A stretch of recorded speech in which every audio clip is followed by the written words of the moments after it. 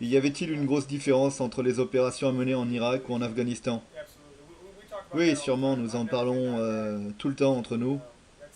Je n'ai jamais été en Irak, mais ça semblait être une guerre très inconventionnelle, non conventionnelle. En Irak, vous avez des ennemis, mais il est difficile de les identifier. En Afghanistan, il y a juste des civils. Ils n'ont pas d'armée là-bas. Les terroristes sont comme les civils. Je suis sûr que vous avez les mêmes problèmes en Irak.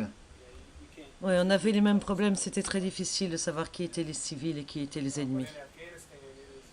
Et en Afghanistan, c'est un pays très sous-développé. Lui, il vit dans une ville, mais on ne peut pas vivre dans une ville en Afghanistan. Ils n'ont pas de ville. Avez-vous déjà vu le dessin animé des Flintstones? Ils vivent dans des maisons en pierre. Tout est vieux et très rudimentaire. Non, il n'y a rien comme ce bâtiment là-bas. Pas de briques, juste du pisé et des rochers.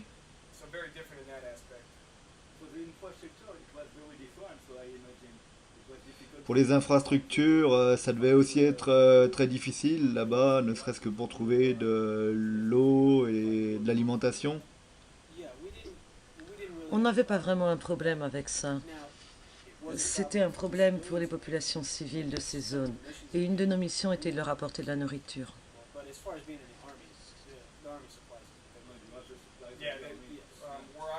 Oui, là où j'étais, il y avait un vieil aéroport construit pendant la campagne des Russes. Et nous avions la possibilité d'avoir des avions, nous avions des bonnes capacités d'alimentation. Nous n'avions pas tout ce que nous voulions, mais on n'avait pas à se plaindre à propos de ce que nous avions. Vous À mangez peu les mêmes près. choses qu'aux États-Unis? À peu près la même chose. On n'avait pas ce qu'on voulait, mais ça ressemblait un peu à des hamburgers.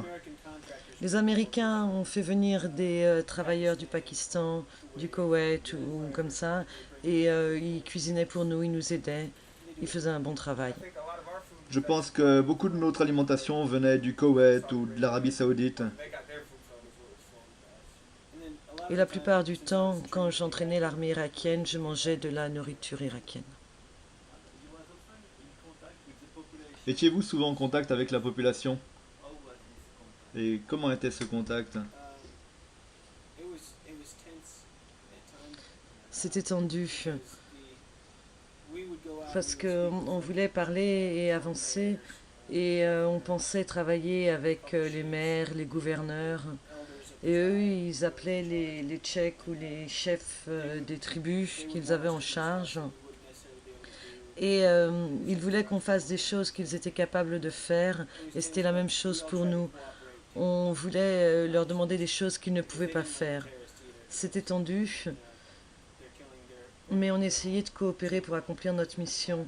Ils n'aimaient pas non plus les terroristes parce ils tuaient leurs enfants, leurs femmes, leurs maris. Ils voulaient vraiment nous aider. Vous étiez en contact avec les officiels, avec les patrons, mais avec les gens de la rue. On patrouillait dans les rues, on arrêtait des personnes pour leur parler. Les personnes venaient vers nous, nous donnaient des informations.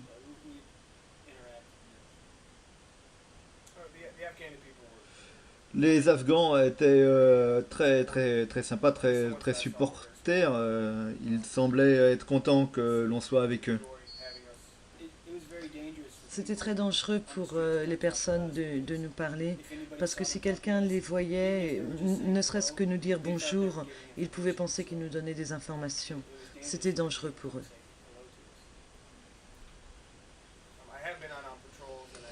J'ai déjà été attaqué lorsque j'étais en patrouille. C'est définitivement une expérience que je n'oublierai jamais. Probablement. Ça change votre regard et vos perspectives de vie.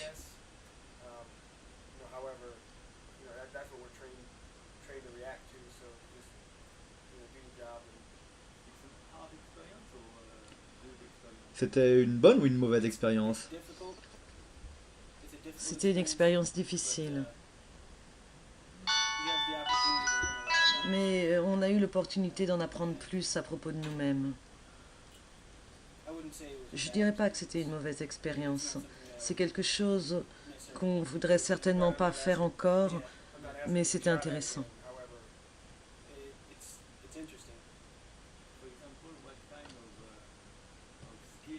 Et par exemple, quel genre d'aptitude avez-vous amélioré là-bas, en Irak? Travailler, entraîner l'armée irakienne m'a appris la patience. Ça m'aide ici parce que maintenant j'entraîne des jeunes étudiants qui veulent devenir officiers et j'enseignais la même chose aux Irakiens. J'ai amélioré ma patience mais aussi ma façon de communiquer. C'était difficile de communiquer avec les Irakiens parce qu'ils ne parlaient pas anglais, alors on avait des interprètes et moi j'ai appris à m'exprimer plus clairement.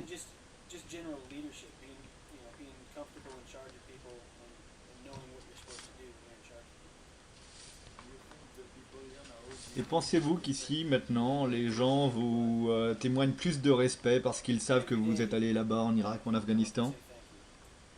Chaque jour, des personnes viennent me dire merci. Il me montre beaucoup de respect. Je suis sûre qu'il y a des gens qui ne sont pas d'accord ou qui ne sont pas contents, mais pour la plupart, ils nous montrent vraiment beaucoup de respect. Je dirais que les gens apprécient beaucoup ce qu'on fait là-bas et ce qu'on continue à faire outre-mer.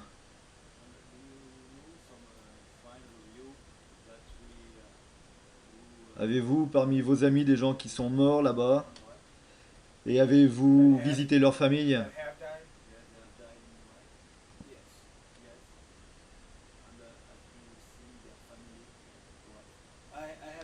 J'ai pas eu l'occasion d'aller rendre visite à leur famille,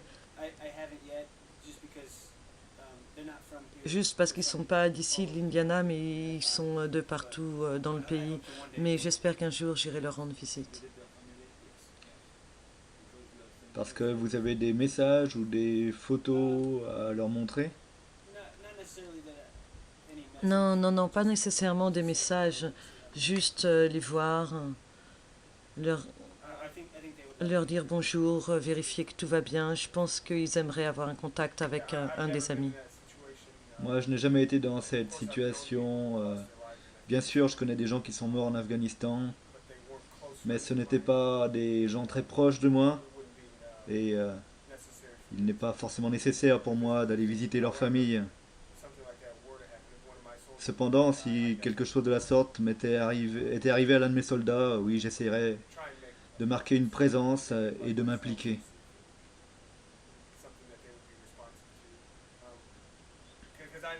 Parce que je sais que si quelque chose m'était arrivé, j'aurais aimé que mes amis dans l'armée viennent voir ma femme pour lui dire comment j'étais là-bas, parce que je ne lui parle pas beaucoup de ce que j'ai fait là-bas. Même si, même si je suis marié avec elle depuis 4 ans. Vous n'avez jamais parlé à votre femme de ce que vous faisiez là-bas? Non, vraiment, vraiment très peu. J'ai parfois l'impression qu'elle aimerait savoir, mais je n'ai pas envie de la stresser, alors que ça n'est pas forcément utile.